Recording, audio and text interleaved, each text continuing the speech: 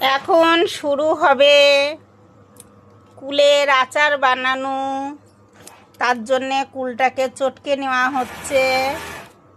আর এইখানটায় আছে গোটা কুল, এইখানটা হচ্ছে চটকানো কুল, হবে আচার।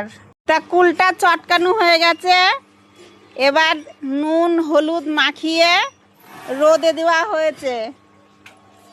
এই যে আচার করার সময় আবার দেখাবো।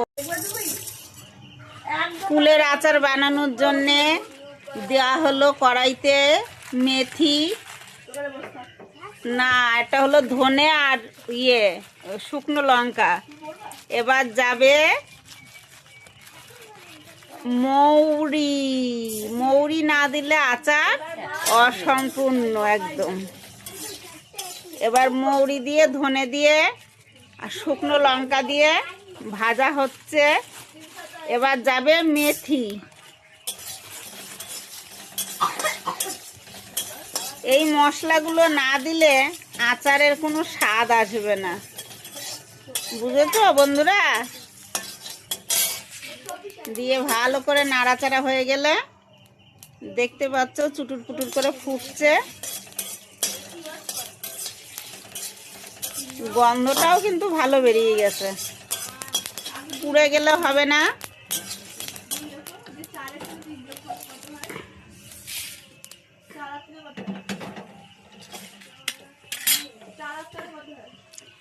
এবার দেয়া হবে কড়াইতে তেল,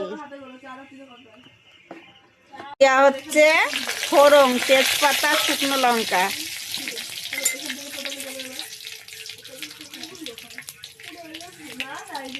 তারপরে পড়লো পাঁচ ফোড়ন।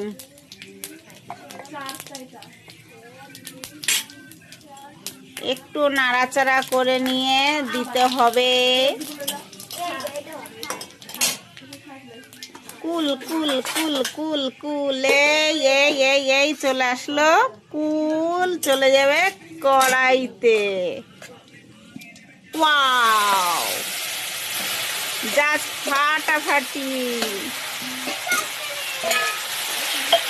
এই গ্লাস করিস না। কুলের আচারটা নেড়ে নেওয়া হচ্ছে।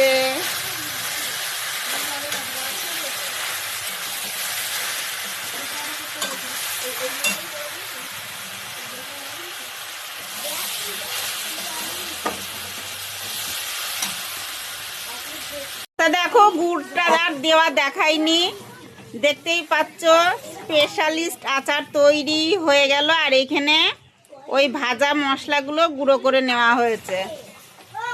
এইবার দিয়ে দেব মশলা।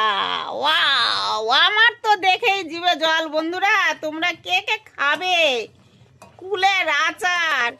চট জলদি চলে এসো পণ্ডব বাগান।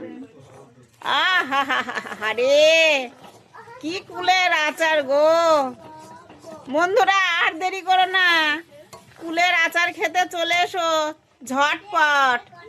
তাহলে এটাকে আবার রোদে দেওয়ার পালা। অবশ্যই এখন রোদে দেবো না।